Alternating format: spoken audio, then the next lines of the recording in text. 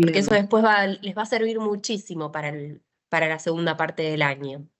tal cual. Sí, Y bueno, de la hecho resulta clase, un poco conveniente retomar un poquito esta clase antes de volver del receso invernal, porque obviamente ahora cortamos y después nos olvidamos. Entonces, cuando retomemos, por favor, o sea, como tipo, miren esta clase nuevamente, o sea, pispeen de nuevo también lo de regulación enzimática y demás, porque todo es como que ya se dio. Entonces, vamos a empezar a aplicar, o sea, todo el tiempo estos conceptos. Entonces, como dice Pau, para caracterizar las distintas vías, entonces repasen la clase, pues si no van a estar perdidos.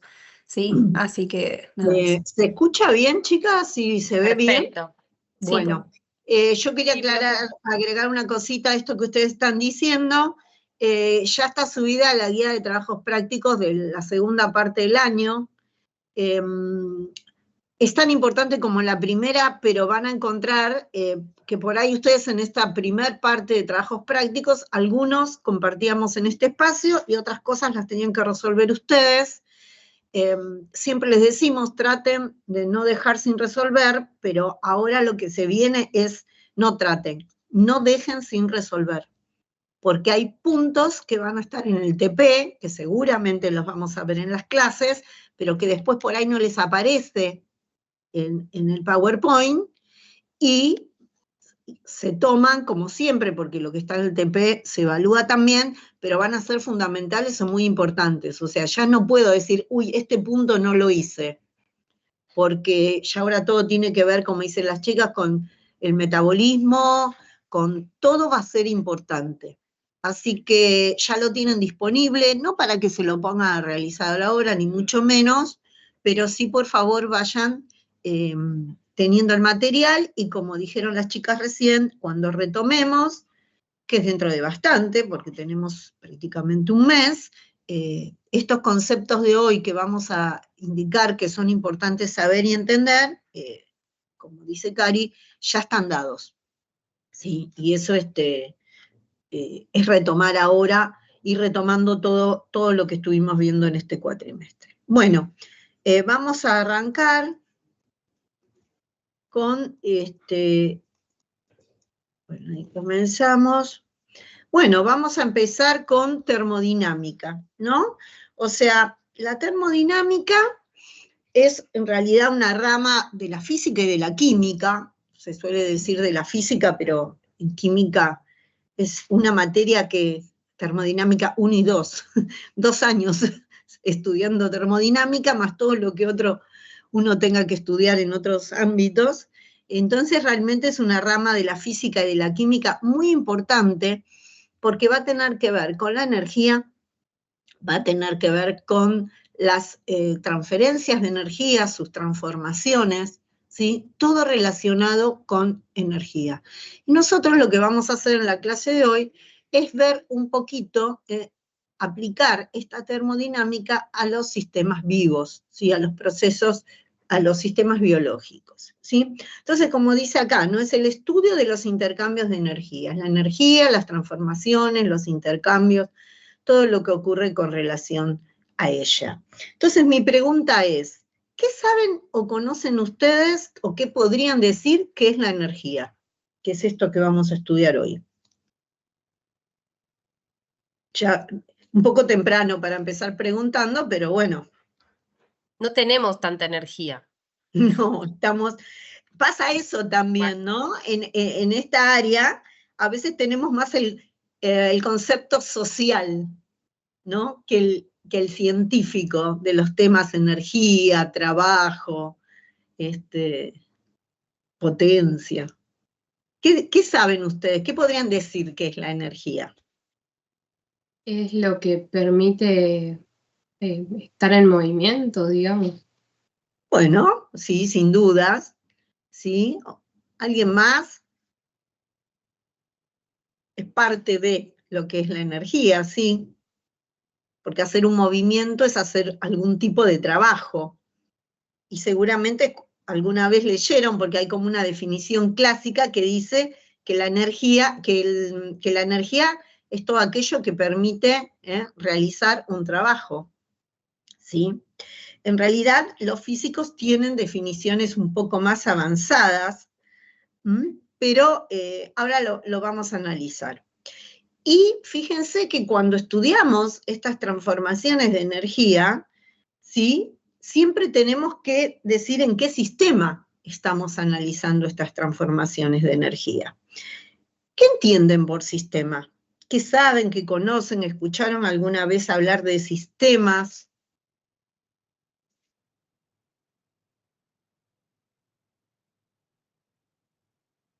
Vamos que hay muchos que regularizaron biofísica este cuatrimestre. Y Conocemos aparte, los apellidos, así que no se hagan, porque este tema lo tienen que haber vamos. entendido. Sí, no Alguien sé tiene si, que hablar. claro, aparte en la escuela secundaria algún tipo de sistema vieron, Yo seguramente. recuerdo Bueno, es que un habíamos conjunto. visto perdón, Queremos hablar todo ahora. Está bien, si no saca Claro, la no, porque nos lista, vamos a encontrar en el final, ¿no?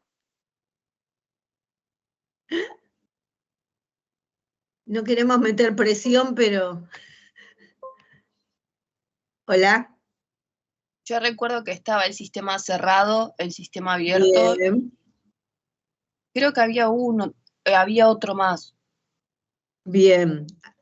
Uno Sí, cerrado, si hay cerrado que habrá abierto, y también está el aislado. El Seguramente aislado era, también sí. en la escuela habrán estudiado sistemas homogéneos y heterogéneos.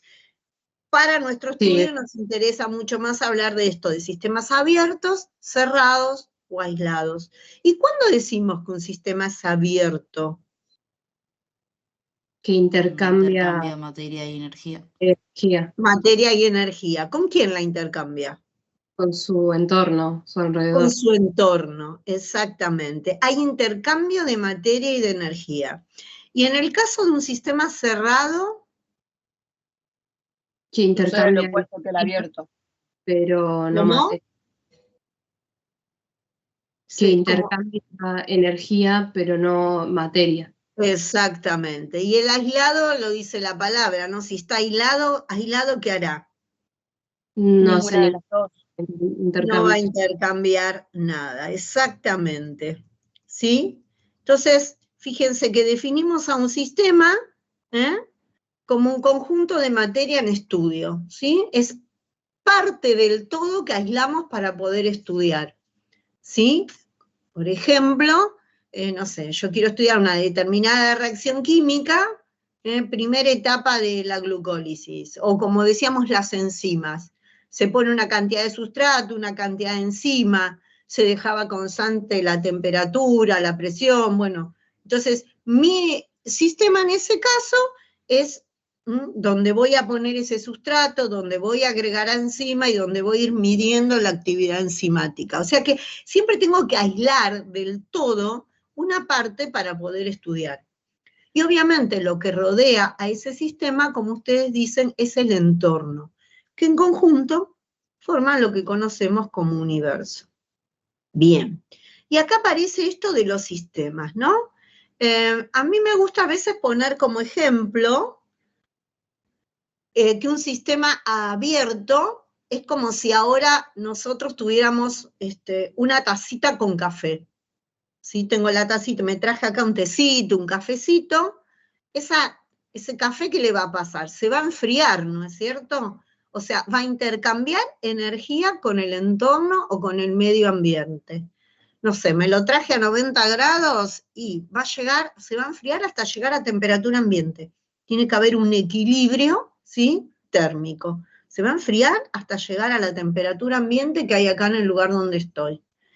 Y obviamente también hay intercambio de materia, porque se va a ir evaporando, no me voy a dar cuenta inmediatamente.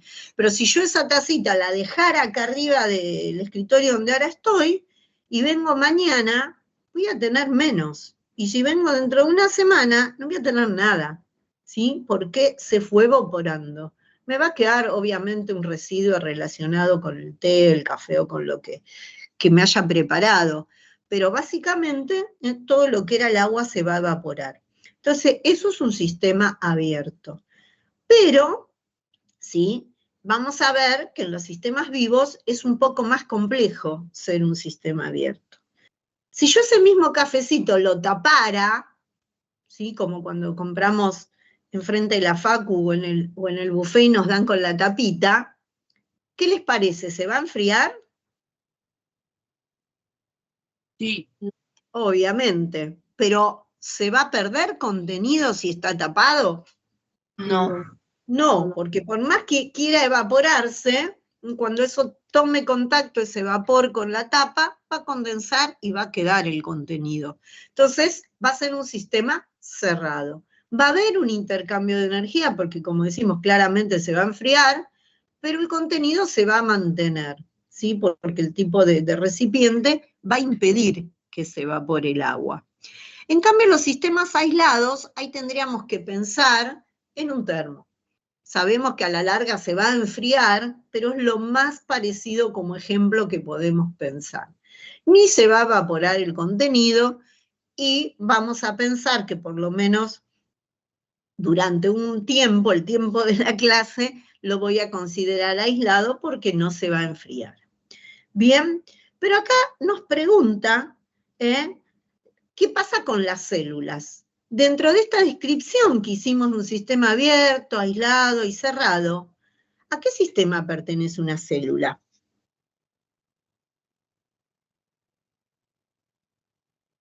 ¿A un ¿Qué les abierto?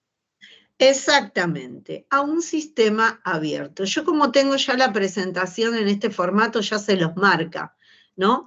Pero es importante que lo pensemos. Yo porque para escribir elegí el PowerPoint, pero ya nos adelanta las respuestas el PowerPoint. Pero es abierto, y aparte fíjense que es abierto porque todo el tiempo hay transferencias de materia y energía. Al punto tal que a veces parecería que no hay cambios dentro de la célula. Pero acuérdense, hablamos de equilibrios dinámicos, ¿sí? Hay cosas que entran, ¿se acuerdan el sodio que decíamos, entra a la célula pero sale, entra, sale, ¿no es cierto? Y por momentos nos parece, diríamos, pero dentro de la célula la concentración o la cantidad de sodio es constante.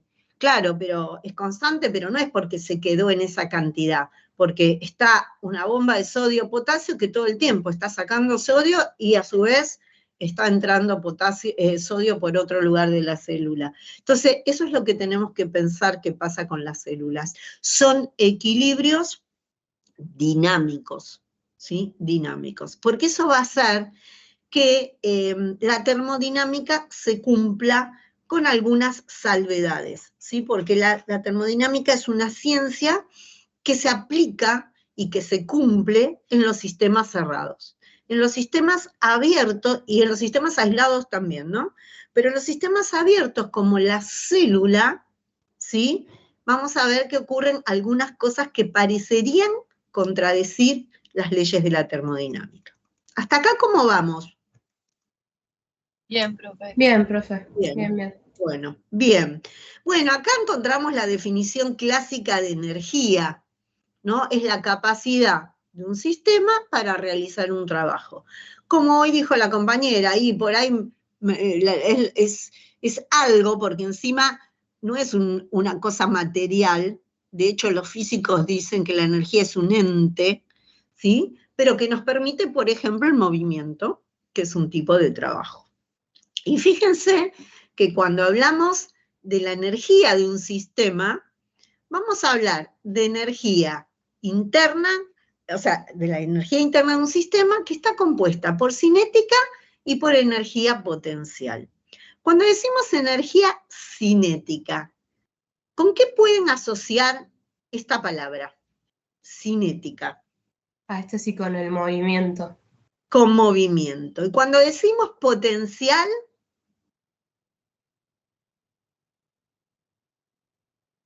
¿se les ocurre algo? La energía que tiene la materia, digamos, el objeto que se va a mover. Acá no hablamos, todo lo que es movimiento dijimos cinética, ¿sí? Potencial, la palabra de energía potencial la tenemos que asociar con guardar. Guardar energía de alguna manera, cuando decimos potencial en general. Si hablamos de potencial química, es la manera en que guardamos energía. ¿Dónde se les ocurre que podemos guardar energía potencial química? ¿O dónde se guarda energía potencial química? En el hígado, en los músculos. ¿Y cómo guardas en un hígado o en un músculo? ¿Cómo guardas esa energía? Los ácidos grasos que después lo transforman con el proceso en glucosa. No compliquemos todavía el panorama. Claro, Guardamos perdón, mire, Sí. está bien porque Sí, están pero asociando esas estructuras que potencialmente nos van a aportar energía. O sea, Exacto. está bien, pero Sí, sí. digamos, si nosotros tenemos un ácido graso, tenemos la glucosa, bueno, sabemos que son moléculas de energía para nosotros Tal cual. que nos van a aportar, pero en esas moléculas, ¿dónde está contenida la energía? A eso por ahí está apuntando la Sí, pregunta. exacto. En esa molécula, independientemente de cuál sea, ¿por Claro. qué tiene energía? ¿Dónde está esa energía? Porque ustedes seguro que estuvimos viendo que en el glucagón es una forma de guardar energía, pero el glucagón, esa molécula, ¿dónde tiene guardada la energía? Por ahí puse ese ejemplo. En los enlaces. El músculo. Exactamente, en los enlaces químicos. Obviamente el glucagón se puede guardar en el hígado, se puede guardar en el músculo, esos son tejidos donde se guarda o se almacena.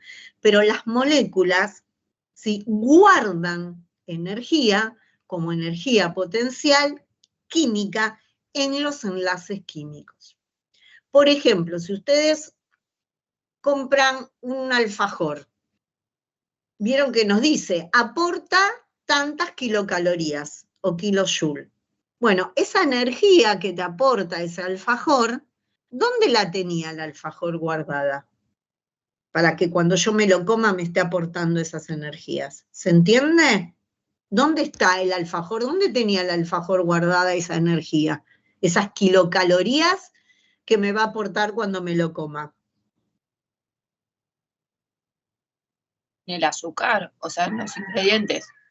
Exactamente, en las moléculas, en las uniones químicas de todas esas moléculas que lo forman. Va a tener azúcar, va a tener harina, seguramente tiene algún tipo de grasa, proteínas. Bueno, en todas esas moléculas, en los enlaces químicos de esas moléculas, está guardada esa energía que nos va a aportar cuando consumamos ese alimento. Entonces, siempre la energía potencial química la tenemos que asociar con la energía que se guarda en los enlaces. Y no solo en los alimentos, pasa lo mismo en los combustibles. ¿Por qué al auto se le pone nafta, gasoil, gas?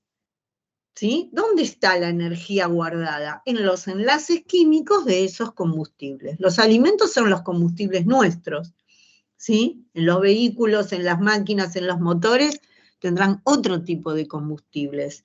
Pero ¿de dónde se saca la energía? De los enlaces químicos que tienen esas sustancias. Fíjense que siempre que digamos cinética, lo vamos a asociar con movimiento. Siempre que decimos potencial, es con guardar. A nosotros nos interesa la potencial química. Hay otras formas de guardar energía, ¿sí? Seguramente alguna vez vieron un embalse, un dique o una represa. Sí, sí, sí. Bien, bueno, ¿qué es lo que hace la ingeniería ahí? Guarda en el agua, cuanta más agua, mayor altura de agua hay, más energía potencial está guardando. Solo que ahí se llama potencial gravitatoria. Pero está guardando. Guardar energía lo tenemos que asociar con algo potencial. Y después, si fuera el dique, en un momento el agua va a entrar, va a caer dentro de la central, por ejemplo, hidroeléctrica, y ahí se está transformando, ¿ven? De potencial a cinética. ¿Por qué? Porque el agua cae, hay movimiento. Siempre que hay movimiento hablamos de energía cinética. Y esa caída de agua después se va a transformar en energía mecánica y en energía eléctrica. En ese ejemplo que por ahí todos podemos visualizar, hay varias transformaciones de energía. La potencial cuando estaba como agua guardada, acumulada en esa represa, la caída de agua que en general parte cae dentro de la central, a veces la vemos caer, las caídas de agua que se generan del otro lado de un dique o represa, ahí tenemos cinética. Dentro de la central generó movimiento, energía mecánica, y se terminó transformando en energía eléctrica que después todos recibimos para poder tener luz, cargar el celular y demás. Y además, en todas esas transformaciones, siempre decimos que hay disipaciones de calor al medio ambiente. ¿Por qué digo disipación? Porque vamos a ver que no es correcto decir pérdidas de calor. ¿Sí? La primera ley de la termodinámica nos va a decir que la energía no se pierde. Entonces usamos más la palabra disipación. ¿Estamos hasta acá? ¿Vamos bien? Sí. Bien. Sí, va bien. Fíjense, dijimos recién energía cinética, ¿no? Proviene del movimiento. En el caso de las moléculas, ¿sí? Fíjense que el movimiento está relacionado con la traslación, acá, ¿sí? Traslación de las moléculas. Ay, estoy apoyando el dedo, perdonen, quiero marcar y me fue saliendo cualquier cosa. Hasta que la emboque, vamos a intentar. Bien. Bien. Bueno, tenemos acá de traslación, ¿sí? Dijimos, las moléculas se trasladan. De rotación, que eran cuando giraban sobre sí mismas. Ay, no me está dejando marcar. Bueno, a ver ahí. Acá. De rotación, ven que ahí la molécula puede girar sobre sí misma, y de vibración, ¿sí? Las moléculas vibran, ¿sí? Como si fueran resortitos, por decirlo de alguna manera. Todo eso está relacionado con la energía cinética o de movimiento que tienen las moléculas, debido a los átomos que la forman. O sea que nos da la sensación de que está todo quietito ahí, pero no es así. Y después la potencial, que como dijimos, es la energía que se guarda, que se almacena. ¿Y dónde? En las uniones químicas. Y uniones químicas, acá tenemos un poco de todas las que fuimos viendo en el año, ¿se acuerdan? Las covalentes, las uniones iónicas, que le decíamos los puentes salinos, las uniones entre moléculas, como tenemos acá. Me quiero marcar acá, ¿ven? Acá tenemos un puente de hidrógeno, en este caso entre dos moléculas de agua, pero nosotros hemos visto puentes de hidrógeno en montones de moléculas, ¿no es cierto? En el ADN, estabilizando estructuras de proteínas. Bueno, en todas esas uniones químicas se guarda la energía potencial. ¿Qué me sale acá, Dios? Bien, fíjense, ¿se acuerdan cuando decíamos, estas uniones son fuertes? Estas uniones son débiles. Bueno, tenía que ver con eso. Una unión débil se rompe con mucha menos energía que una unión fuerte. Si yo tengo agua en estado sólido y la caliento, se van a romper los puentes de hidrógeno. Ay, no. Pero no se van a romper las uniones covalentes entre el hidrógeno y el oxígeno. No sé si se acuerdan cuando decíamos se desnaturaliza una proteína. Se rompían montones de uniones químicas, pero no se rompía la unión peptídica ni la unión puente disulfuro, porque esas son covalentes. Se necesitaría mucho más energía, ¿sí? Aplicar cuestiones bastante drásticas para poder separarlas. Bien, ¿se entiende hasta acá, chicos? Sí, sí. Sí, profe. Muy bien. Chicas, no sé si quieren agregar algo. Fíjense, cada molécula tiene una energía potencial, o sea, igual a la cantidad de energía que se necesitó para su síntesis. Exactamente, cuando se sintetiza una sustancia, va a guardar en esos enlaces químicos, en esas uniones químicas, una cantidad de energía que es la que se necesitó para sintetizarla, exactamente. Y ahora vamos a ver un poquito las leyes de la termodinámica. Ustedes van a encontrar en el libro un poco de complejidad porque habla de algunas cuestiones de la termodinámica. Quédense más o menos dentro de lo que estamos dando hoy, porque van a encontrar que hay cosas en la termodinámica que se calculan con ecuaciones y demás, que son cálculos que nosotros no vamos a hacer, sino estamos tratando de entender la termodinámica para poder comprender qué pasa en los sistemas biológicos, ¿sí? Pero algunas cositas igual les voy a comentar. Esta ciencia, la termodinámica, tiene una particularidad. Trabaja con lo que se llaman variables de estado. Las variables de estado, seguramente hay varias que ya conocemos, son el volumen, la presión, la temperatura. Fíjense que en termodinámica la temperatura siempre les va a aparecer con T mayúscula, porque es en grados Kelvin, ¿sí? ¿Escucharon hablar alguna vez de los grados Kelvin? Sí, sí, sí. ¿Saben cómo pasar una temperatura? Si nosotros tenemos una temperatura en grados centígrados, no sé, suponete que hoy hace 10 grados, hay que sumarle 273,15 siempre. Entonces haría 283,15 grados Kelvin en este momento. Por eso la T es mayúscula. Bueno, ¿por qué se llaman funciones de estado? Porque me permiten caracterizar el estado de un sistema. Y la termodinámica lo que hace estudiar es el estado inicial de un sistema, el estado final, y calcular la diferencia entre un estado y otro. ¿Sí? Por eso van a ver que todo es con delta. A ver, ¿dónde ando? Acá, delta. ¿Ven? Este triangulito que solemos encontrar, bueno, ese triangulito, no sé por qué esto se me cuelga, ahí, delta. ¿Sí? ¿Por qué? Porque de cada cosa que estudia la termodinámica, toma el valor del estado final y del estado inicial y lo resta. Delta de temperatura, delta de volumen. Entonces decimos variación de la temperatura, variación del volumen, variación de la energía, variación de la entalpía, variación de la entropía. Ya estoy nombrando algunas variables de estado más, ¿sí? Y así trabaja la termodinámica, sin importarle por qué camino ocurre esa transformación. Pero sabiendo cómo era el estado inicial y el final, estudia esas variaciones. Bien, y la termodinámica tiene 3 leyes, de las cuales hay 2 que nos importan a nosotros y una que se la dejamos a los físicos, ¿sí? Que no es de nuestra incumbencia.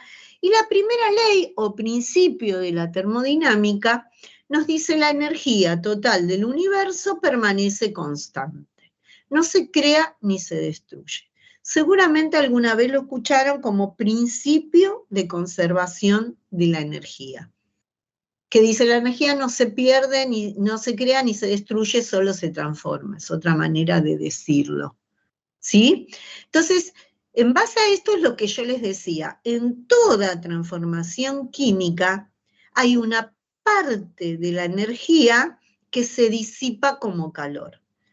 No decimos se pierde, o el se pierde lo decimos entre comillas, porque si decimos se pierde, estamos contradiciendo este principio que nos dice que no se pierde, sino que se transforma a una forma de energía ya no tan útil, ¿sí? Y cuando digo no tan útil, quiere decir que ya no es una energía disponible para hacer un trabajo, ¿sí?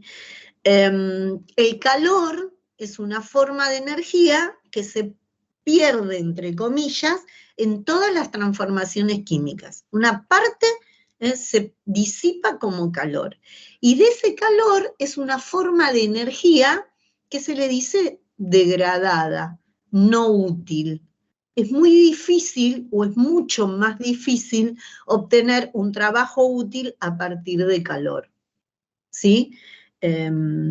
no va a ser de nuestro interés estudiarlo, pero por eso existen las máquinas térmicas. ¿Sí? Las máquinas térmicas lo que tratan de hacer es transformar calor en trabajo.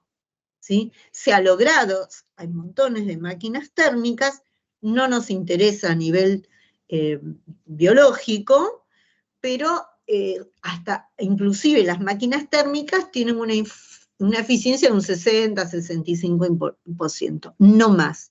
Es imposible obtener un 100% de trabajo a partir de calor, porque el calor es una forma de energía, ¿sí? Pero ya no tan útil.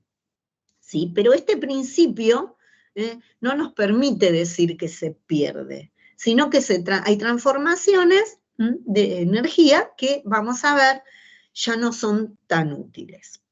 Los físicos hoy definen la energía, fíjense, miren, dice, de acá no tiene que quedar claro entonces que ni se crea ni se pierde, solo hay transformaciones de energía, ¿no?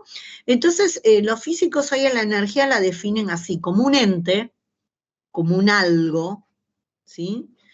Que no cambia de cantidad, pero sí cambia de calidad.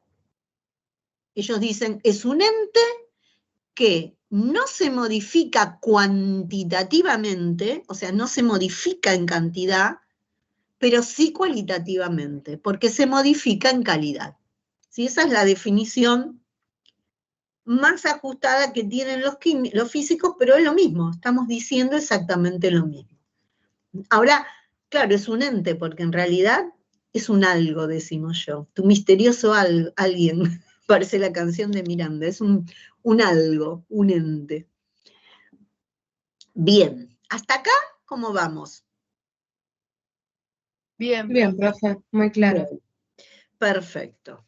Bien, igual ustedes tranquilas, definiciones, lo que tienen acá, ¿sí? Pero nadie les va a preguntar una definición de energía distinta, pero estamos diciendo lo mismo, ¿sí? Con un poco más de a lo mejor de precisión, nada más. Bueno, dijimos que la termodinámica estudia la energía y sus transformaciones, ¿sí? Las transferencias de energía.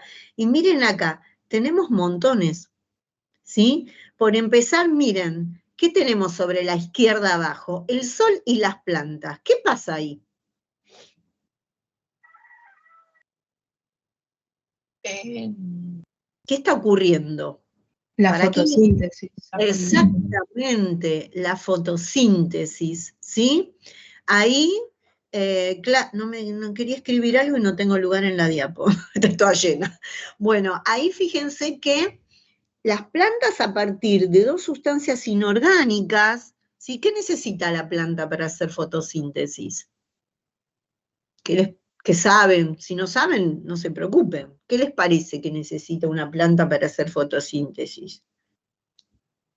Del no sol. son los rayos UV. Necesita luz, desde Sol y ya sí. dióxido de carbono. Dióxido de carbono, ¿y qué más? Y la luz Y del sol. La rayos UV. luz.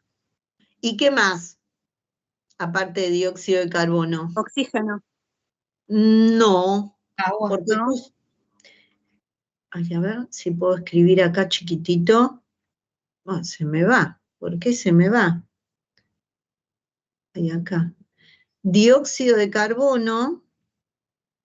No sé qué le pasa que no me deja. Bueno, a ver si lo puedo escribir así.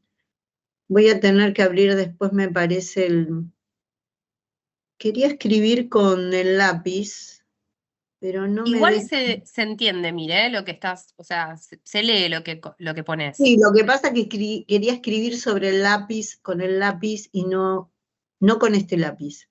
Está. No importa, no importa. Mientras más o menos me deje. Ven, se necesita dióxido de carbono y agua.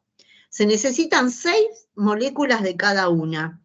Y estas 2 moléculas inorgánicas, súper abundantes, porque si hay algo que sobra es dióxido de carbono, que es un gas de efecto invernadero, y agua, que toman las plantas, y las algas, no nos olvidemos que las algas también hacen fotosíntesis, ¿sí? Y energía solar. ¿Y en qué la transforman en la fotosíntesis? ¿Vieron que cuando uno va a la escuela primaria te dice, las plantas fabrican su propio alimento? Yo digo, ¿cuál es el propio alimento de la planta? Sí, la clorofila puede ser. No, la clorofila es un pigmento verde que Ajá. hace que veamos verde un montón de partes de la planta. El cloroplasma es el lugar donde ocurre la fotosíntesis. ¿Pero qué fabrica la planta en la fotosíntesis? Oxígeno. Oxígeno por un lado, ¿y qué más? Una molécula muy importante para nosotros. Glucosa. Glucosa. Glucosa, exactamente. ¿Sí? La fotosíntesis es una transformación energética impresionante, porque a partir de dos sustancias inorgánicas se produce glucosa, más 6 moléculas de agua, una de glucosa, de oxígeno, perdón. Por eso es que las plantas y las algas nos proveen del oxígeno que necesitamos para vivir, y esta glucosa, que la planta la necesita, ¿no? Porque, ¿qué puede fabricar la planta con glucosa? ¿Qué moléculas vimos que pueden almacenar La energía? celulosa. Celulosa Almidón, para la celulosa. estructura, almidón, puede ser que tenga sacarosa, fructosa, bueno. Entonces, esta reacción, fíjense, es una transformación energética, de energía solar. ¿En qué se transformó ahora? ¿En qué tipo de energía? Química. ¿Perdón? Química. Exacto, energía potencial química.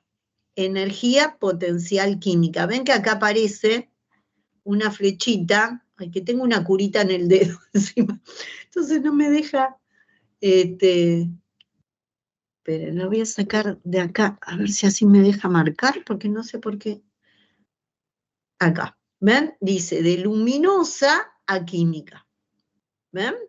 Bueno, ahí tenemos una transformación fundamental, porque después vienen las cadenas tróficas. O sea, acá tenemos los productores, consumidores primarios, secundarios, como mucho terciarios. Seguramente cuando estudiaron vieron pirámides, ¿sí? Y en las pirámides, ¿sí? ¿Por qué en las cadenas son con forma de pirámides se representan?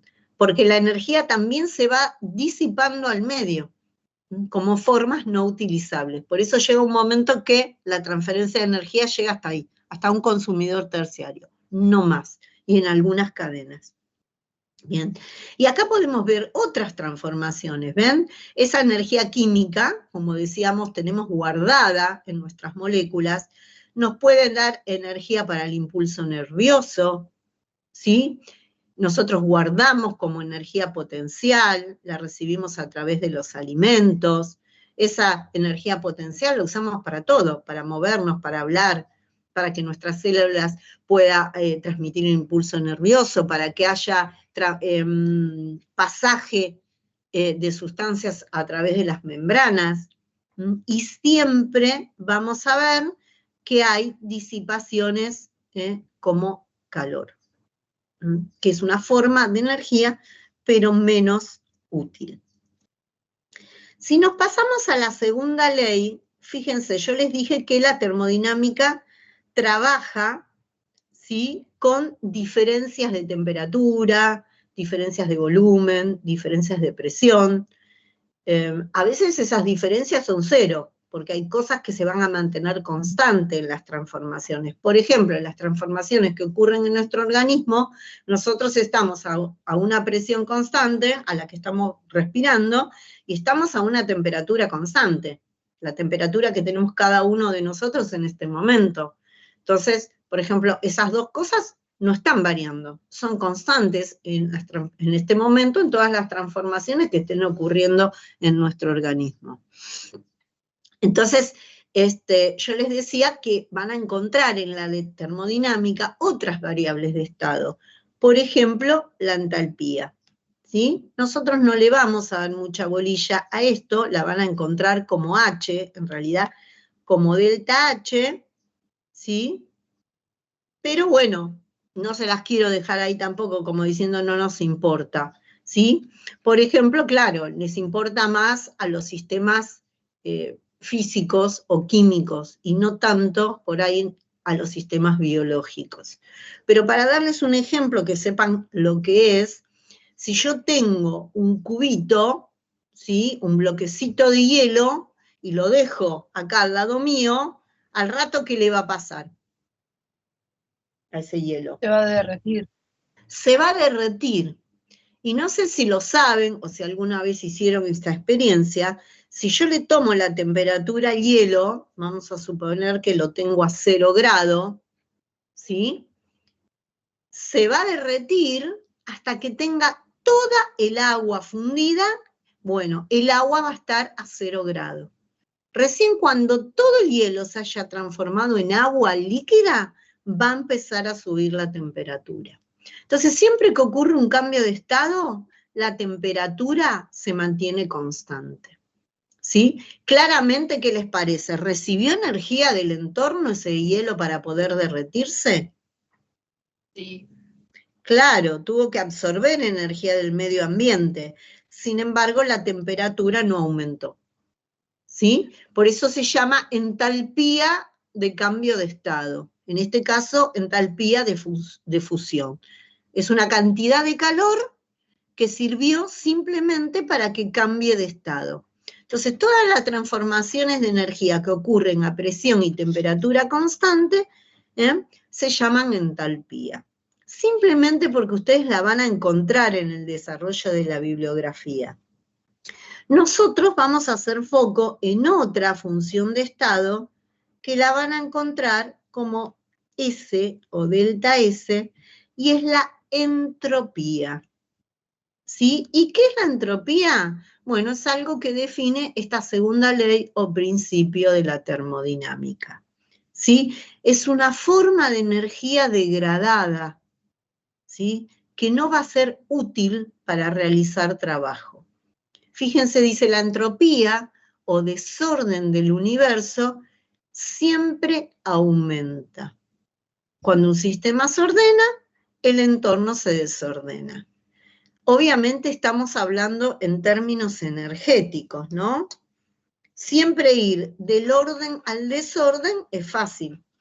Yo tengo un rompecabezas todo armadito, lo revuelvo así todo rápido, enseguida lo desordené, pero ordenar implica, ¿no?, que me tengo que poner otra vez, sentarme ahí y empezar a ordenar, implica un trabajo ordenar. ¿Se entiende? Entonces vamos a ver que siempre que algo se ordena, se está generando un desorden en el entorno. Ese desorden es energía que decimos degradada o no útil, ¿sí? Por eso, con ese concepto tiene que ver la entropía, con esa energía que ya no es útil. Muy bien. No sé si ustedes ahí, chicas, hasta ahora quieren agregar algo. Sí, no, me parece que por ahí, volviendo a este ejemplo que vos dabas del cubito de hielo, pensando en cuando se funde y pasa de repente a un estado líquido, también podemos asociar eso con mayor grado de ordenamiento, menor grado de ordenamiento de un sistema. Exactamente. Quizás es lógico lo que estoy diciendo, pero si alguien no lo entiende, nos dice. Podemos pensar a un cubito de hielo como un sistema más ordenado que el agua líquida, ¿no? Por el grado de ordenamiento que tienen las moléculas. En cambio, en un sistema líquido hay más movimiento, hay un mayor desorden, y ni hablar si después ese sistema líquido pasa a un estado gaseoso, donde las moléculas, al estar dispersas una de otra, tienen un mayor grado de desorden, o sea que de un cubito de hielo pasando por el líquido y llegando a un estado gaseoso, hay un aumento de la entropía en ese sistema. Exactamente. ¿Sí? Exacto. Y por ahí este concepto de entalpía que nosotros no vamos a desarrollar, lo van a encontrar que se relaciona con algo que seguramente que escucharon, es hablar de si una reacción es endotérmica o exotérmica, o sea, si absorbe calor del medio o si lo libera. Pero nada más, es para que cuando lean, ¿sí?, entiendan que esa es otra función de estado, pero que quizás no va a ser fundamental en los sistemas biológicos. Por eso es como que un poco la pasamos de largo, pero sí hablamos de la entropía, ¿no? Esto que decimos, orden y desorden. Y como dice Pau, acá tenemos en este ejemplo un poco lo mismo que podíamos pensar para el agua y el hielo, ¿no? Si la tengo líquida y la quiero llevar a sólida, ¿sí?, ahí tengo que ir del desorden al orden. Y siempre ir del desorden al orden implica trabajo. Acá hay algo que en la termodinámica nos habla y que a veces nos cuesta entender, porque cuando decimos trabajo, insisto, todos tenemos como el concepto social del trabajo, ¿sí? Pero el trabajo en la termodinámica es una forma de energía. El calor es una forma de energía, el trabajo es una forma de energía, ¿sí? Entonces, ¿qué quiere decir? Que acá hay que invertir energía, ¿sí?, de alguna manera, para ir del desorden al orden, ¿sí? Y eso se llama trabajo. Pero generalmente se necesita trabajo para producir orden fuera del desorden, por lo que se debe utilizar energía para producir un estado altamente ordenado. Bien. El trabajo es la energía necesaria para que se llegue al orden, esa energía se intercambia entre el sistema y el entorno. Por eso a veces se cede energía al medio, a veces se toma energía del medio. Como dice acá, un sistema se ordena a expensas de que el entorno se desordene. Bien, pero ¿qué pasa en las reacciones químicas en los seres vivos? Vamos a ver lo que viene, sí. En realidad, si tenemos que pensar que hay otra función de estado que va a ser de interés para nosotros, que es hablar de una variación o un delta de energía. Van a ver que siempre decíamos delta E, y ahora de pronto va a ser delta G. ¿Por qué? Porque esta G viene de Gibbs, y lo que vamos a empezar a hablar es de la energía libre de Gibbs, ¿sí? Que es realmente, vieron que dijimos hace un ratito que siempre en las transformaciones energéticas una parte se pierde entre comillas. Entonces, esta energía, la que realmente es útil para realizar un trabajo, es la que vamos a llamar energía libre de Gibbs, ¿sí? Esa va a ser la disponible para realizar trabajos. Y en los sistemas químicos, en las reacciones químicas, siempre ocurren con disminución de la energía libre. Ahora, ¿qué pasa en los sistemas abiertos? Porque dijimos que las células eran sistemas abiertos. Y yo hace un ratito les decía que en realidad la termodinámica se cumplen las leyes en los sistemas cerrados. En los sistemas abiertos parecería, ¿sí?, que esto no es tan así, porque en las reacciones de degradación es una cosa, pero nosotros sabemos que en los sistemas biológicos también hay reacciones de síntesis, ¿no? Nosotros sintetizamos glucógeno, vamos a sintetizar glucosa cuando sea necesario, triglicéridos, proteínas, y cuando sintetizamos, fíjense que son estructuras moleculares ordenadas, y ordenar o formar algo ordenado implica que disminuya la entropía. Y eso está contradiciendo el principio de la termodinámica, porque fíjense que dijimos acá hace un ratito, la entropía o desorden del universo siempre aumenta. Sin embargo, en los sistemas abiertos, en las reacciones de síntesis de moléculas ordenadas, pasa al revés. La entropía disminuye, ¿sí? Obviamente que si disminuye en el sistema, eso va a implicar un desorden del medio. Entonces, ¿por qué? No tenemos que perder de vista, ¿sí? Ven como dice acá, los procesos biológicos parecen contradecir la segunda ley, porque implican aumento de la energía libre y aumento del orden del sistema, a expensas de que se desordene el medio. Esto es distinto, es al revés de lo que nos dice esta ley, pero esto ocurre en los sistemas abiertos, ¿sí? Esa es la gran diferencia. Y no se olviden que dijimos hace un rato, cuando hablamos de sistemas, que las células y los seres vivos no estamos en un equilibrio de que nada ocurre, sino que es un equilibrio dinámico. Por eso se llama estado estacionario dinámico. ¿Sí? Hay transferencias de materia y energía todo el tiempo. Es como si tuviéramos una pileta y por un lado la estamos llenando con agua, pero por el otro lado tenemos también abierto el desagüe. Entonces, entra agua y sale agua. Nosotros vemos el nivel de la pileta siempre igual.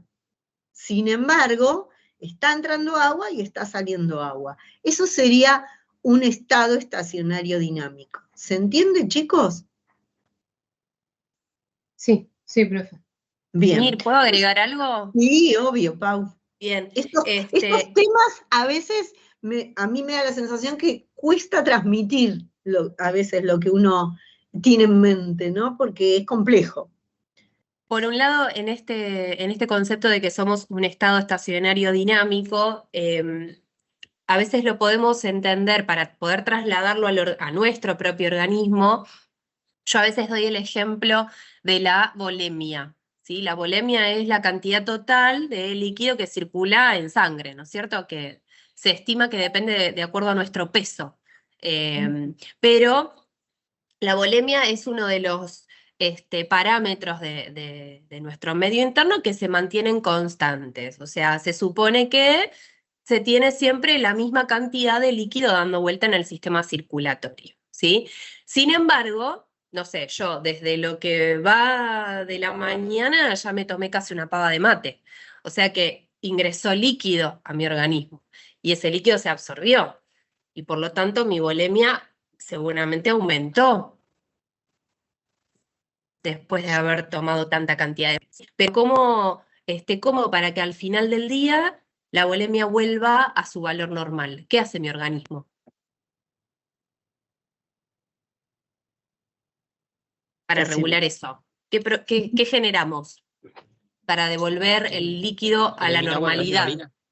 Claro, eliminamos agua a través de la orina. Entonces, yo puedo decir que mi volemia se mantiene estable, pero no quieta, sino que es algo dinámico. Yo sé que en algún momento sube, en algún momento del día, pero en algún momento del día también baja y vuelve a su estado normal. ¿Sí? Entonces, hay un equilibrio entre el ingreso de líquido y la salida de líquido. A eso se refiere como un estado estacionario dinámico. ¿Sí? Hay ingresos y egresos, pero eso permite equilibrar esos parámetros. ¿Sí? Y así con un montón de parámetros. Podemos hablar también de la cantidad de azúcar plasmática, de la glucemia, ¿no? O sea, un montón de parámetros del medio interno que se mantienen aparentemente constantes.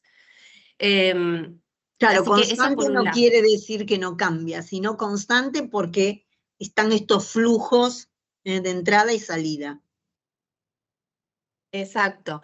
Y por otra parte quería agregar algo con respecto a esto del orden y del desorden, ¿no? Para que por ahí, y por qué decimos que un sistema se ordena a expensas de que se desordene el entorno. Planteemos una situación que por ahí vamos a estudiar un poquito más adelante. Nosotros podemos fabricar glucógeno, ¿estamos de acuerdo? ¿No? O sea, a ver si recordamos algo del examen, ¿no? ¿Qué es el glucógeno? ¿Un montón de qué? De glucosas. De glucosas, ¿sí? De glucosas que están unidas por enlaces químicos. O sea, nosotros en nuestro hígado, en nuestros músculos, podemos fabricar glucógeno. O sea, agarramos un montón de glucosas y las vamos uniendo unas con otras para formar esa gran molécula de glucógeno. Bueno, eso es un proceso que implica ordenamiento. ¿no? O sea, paso de tener, como el rompecabezas que decía Mir, paso de tener un montón de glucosas sueltas, entre comillas, y de repente genero enlaces químicos y tengo un sistema mucho más ordenado. ¿Sí? Eso es un sistema donde la entropía disminuye en ese sistema, si yo me quedo mirando glucosas y glucógenos, si eso considero mi sistema. Ahora, lo que nos dice esta ley de la termodinámica es que eso va a suceder a expensas de que el entorno se desordene. O sea que yo puedo entender a ordenar como generar más enlaces químicos, ¿sí? Generar enlaces químicos, pasar de algo, de partículas más chiquititas a tener una sustancia más grande, con más enlaces químicos contenidos, ¿sí? Ahora, ¿cómo logro eso? Perdón, chicas. No, está bien. ¿Qué podría hacer desordenar el entorno? ¿Qué tuve que hacer para poder generar enlaces químicos y crear una sustancia más grande? ¿O de dónde creen que podemos obtener esto?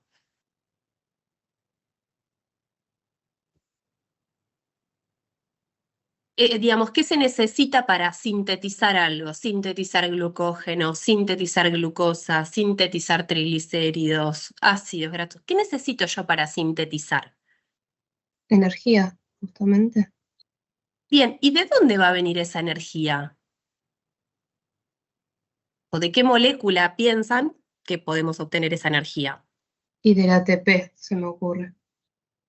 Bien, entonces podríamos considerar al ATP como entorno, ¿sí? Si mi sistema es ese glucógeno que yo voy armando, el ATP está afuera, está en paralelo a mi sistema, o sea que lo voy a considerar entorno. ¿Qué le va a pasar al ATP para poder aportar energía?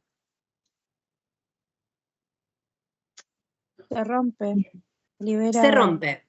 Bien, esa ruptura del ATP, esa hidrólisis del ATP, podemos considerarlo como desordenar ese entorno. ¿Se ve? Ajá.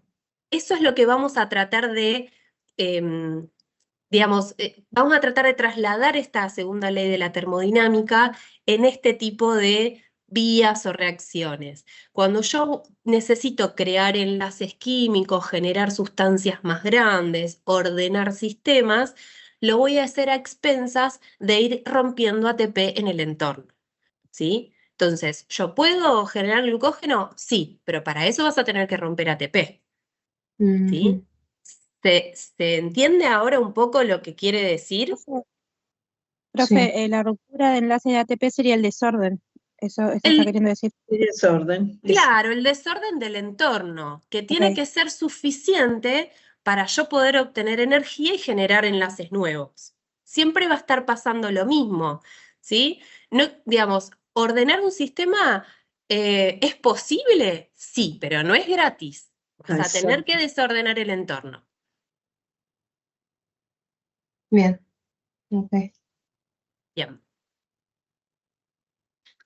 Perdón, quería agregar eso para No, llevar está un perfecto. ejemplo porque Sí, lo sí, vamos sí. a ver un montón el próximo cuatri y bueno, Sí. para que se entiendan estos conceptos. Sí, sí, sí. Y viene bien para lo que viene ahora, porque ahora vamos a ver también, como dice Pau, tiene que ser suficiente, porque si no es suficiente, ¿qué pasa? ¿No ocurren las reacciones? No, tienen que ocurrir de alguna manera. Entonces ahora vamos a ver por qué mecanismo ocurren aquellas reacciones donde no es suficiente, ¿sí? ¿Qué está pasando?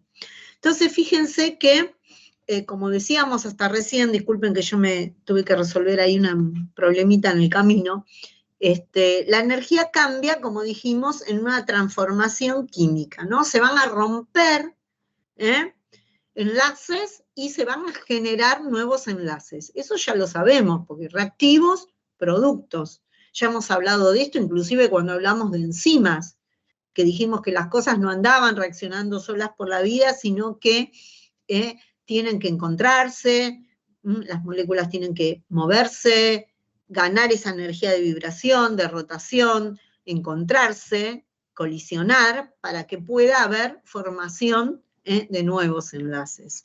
Y todo eso implicaba energía, ya habíamos hablado ahí, ¿se acuerdan? De hecho, decíamos que las enzimas nos ayudaban a que todo esto sea posible, porque si no, las condiciones en que estamos en una célula, como dijimos, a presión y temperatura constante, serían muy lentas, ¿sí? Entonces ahí encima sumaba el aporte de las enzimas a la realización de todo esto, ¿sí? Y ahí aparece este delta G, o esta energía libre de Gibbs, que como dijimos, es la cantidad de energía que se utiliza para dicha reacción. Es la energía libre disponible, útil para que ocurra una reacción. Bien, entonces vamos a hablar a partir de acá de reacciones que van a ser favorables, vamos a decir reacciones que liberan energía, y vamos a decir que las reacciones que liberan energía son exergónicas, y acá empezamos con los términos que dijimos a la entrada, al principio dijeron las chicas, hay que tomar nota, hay que aprenderlos y empezarlos a manejar todo el tiempo. Entonces, todas las reacciones químicas, ¿sí?, que ocurran, liberando energía, vamos a decir que son exergónicas, o vamos a decir que son favorables. En cambio, aquellas que consumen energía, como las reacciones de síntesis que decía recién Pau, son endergónicas, van a necesitar aporte de energía. ¿Por qué? Porque vamos a ir de algo desordenado a algo ordenado, como el ejemplo que Pau puso de muchas glucosas, tengo que tener glucógeno. ¿Sí? Esas son reacciones endergónicas. Aumento el orden del sistema. Para eso necesito que el entorno se desordene, con aporte energético. Puede ser ATP, o a veces vamos a ver que son otras cuestiones las que aportan la energía, pero se necesita aporte de energía. Las endergónicas, vamos a decir que son reacciones desfavorables, y las exergónicas, favorables o espontáneas. Ojo que algo sea espontáneo, como venimos diciendo, no es que reacciona inmediatamente, ¿sí? Sino que vamos a hablar siempre en términos energéticos. Siempre se va a requerir en toda reacción una energía de activación. A veces es poca, a veces es más, ¿sí? Las enzimas nos ayudan a disminuir esa energía de activación, pero más que nada, el favorable o el espontáneo quiere decir eso, que pueden ocurrir, que es favorable que ocurran. Y ahora vamos a profundizar un poquito más esto. Fíjense. Bueno, acá tenemos lo que es delta G, ¿no? Los deltas siempre van a ser final menos inicial. Si es un volumen, volumen final menos volumen inicial. Si es energía, va a ser energía final menos energía inicial, claramente, ¿sí? Y según el valor de este delta G, ya vamos a poder darnos cuenta si esa reacción es favorable o desfavorable. Los valores negativos de delta G, ¿sí?, nos hablan de reacciones favorables, de reacciones exergónicas. Y valores positivos de delta G, es decir, que cuando hagamos esta cuentita de inicial-final nos den valores positivos, nos van a hablar de reacciones endergónicas, ¿sí?, o reacciones que requieren energía para que ocurra. Porque, a ver, las reacciones favorables, claramente, todo está a favor de que ocurran. Ahora las desfavorables, ¿qué les parece a ustedes? No ocurren. O sea que mi célula tiene que hacer algo, una etapa, y esa etapa tiene un delta G positivo. Bueno, entonces no la hace, ¿qué les parece? ¿O buscará algún camino para poder hacerlo? Sí, la tiene que hacer. Obviamente, ¿no es cierto? La tiene que hacer, porque las vías metabólicas, vamos a hablar, por más que toda la vía en general pueda ser favorable, porque si no, no ocurre, vamos a ver que todas las etapas no lo son. Va a haber etapas que va a haber que ayudar con aporte de energía para que ocurra. Y acá lo que decíamos recién, si delta G es negativo, es decir, menor que 0, la reacción decimos que es espontánea o exergónica. A ver si puedo escribir algo, porque de la otra manera no me deja, no sé por qué. Vamos a suponer que yo acá tengo, no sé, ¿se ve? A ver si le puedo cambiar el color. Encima tener un dedo con curita no ayuda. Se ve, Mir. Sí, Bueno, se ve. sí, a ver si también le podemos, bueno, no quiero tocar demasiadas cosas porque había armado una... Bien, vamos a suponer que tengo A más B, ¿no? Y yo ahí... no, al revés. No me deja hacer la flechita, bueno. Imagínense que es una flechita eso. Pónganme apoyo logístico. Más Se B. entiende, se entiende. Genial. ¿Ven? Yo ahí tengo una reacción química.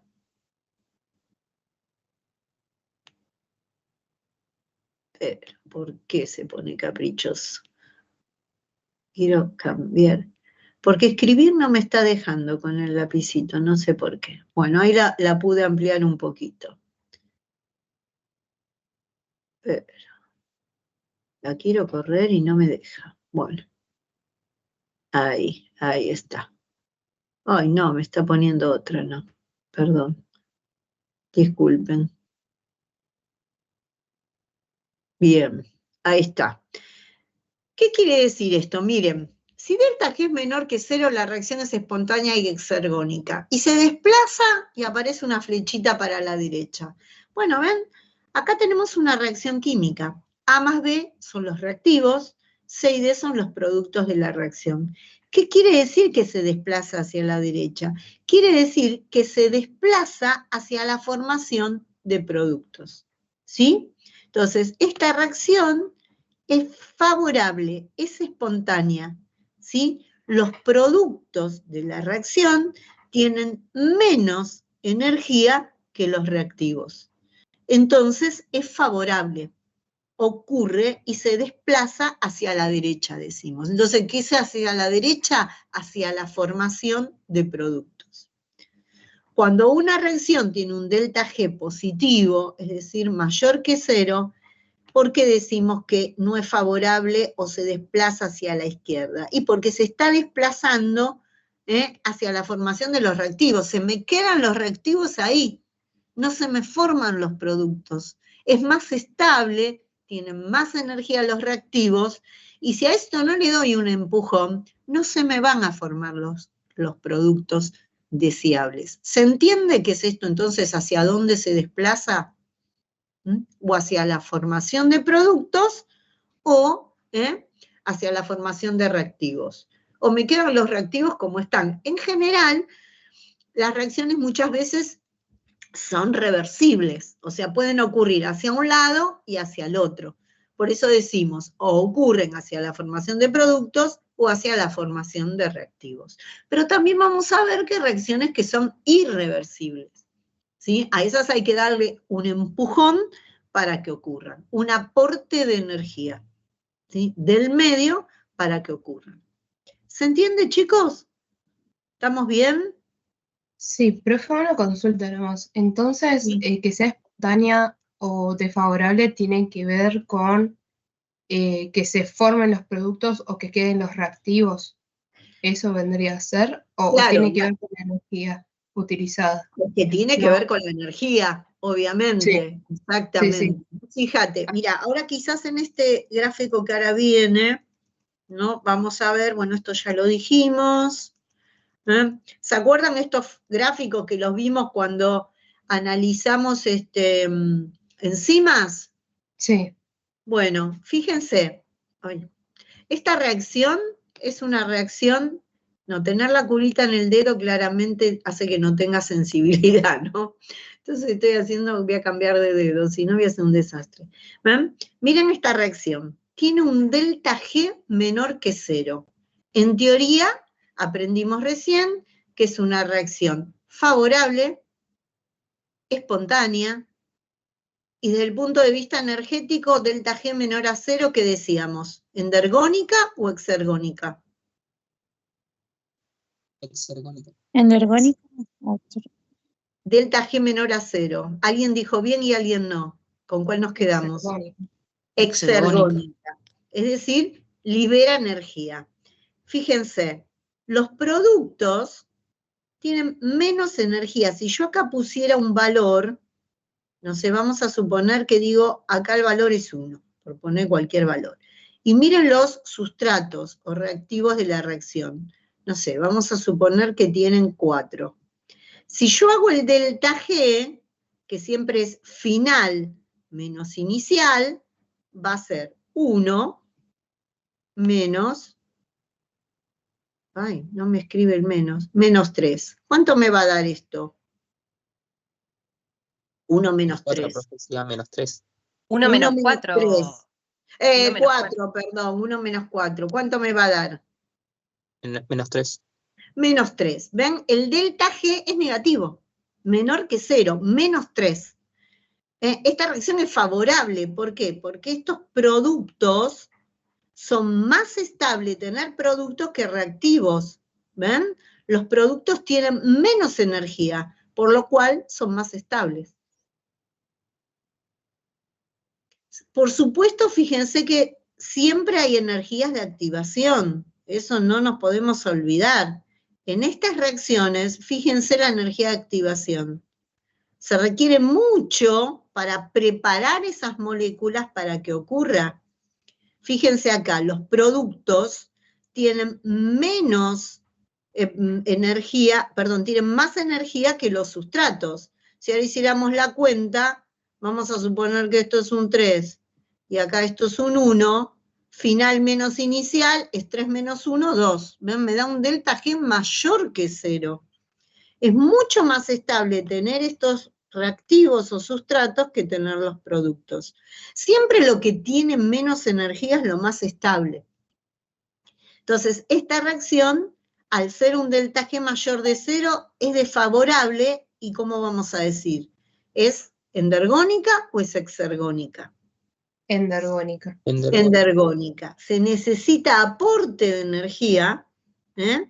¿Por qué? Porque vamos a ir a un mayor orden. Entonces se necesita aporte de energía del entorno. El entorno se va a desordenar para que se genere este orden en la formación de productos.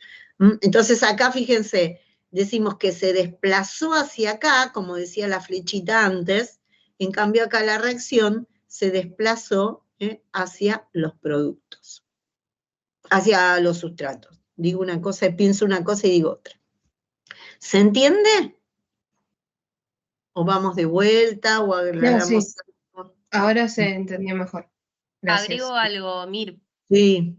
Siempre no pierdan de vista que nosotros, para estudiar estas cosas, después lo vamos a trasladar a estudiar vías metabólicas o reacciones químicas, y en base a eso vamos a decir, bueno, esta reacción es exergónica, esta reacción es endergónica, ¿sí? O esta vía metabólica tiene un total, un delta G muy negativo, un delta G positivo, ¿no? Lo vamos a trasladar después a las vías metabólicas. Por eso les decimos que vayan anotando estos conceptos. Piensen que algo exergónico es hacia afuera, ¿sí? Por eso decimos que una reacción, cuando es exergónica, es porque libera energía al entorno. En el entorno va a haber energía, pero el sistema pierde energía, ¿sí? Por eso en el gráfico se observan los productos con menos energía que los sustratos, porque el sistema es el que perdió. Quizás el entorno obviamente ganó energía, pero nosotros nos posicionamos en el sistema. Por ejemplo, una reacción química, ¿sí? Romper un enlace podría representarse como algo que libera energía. ¿Está bien? En cambio, algo endergónico es hacia adentro, ¿no?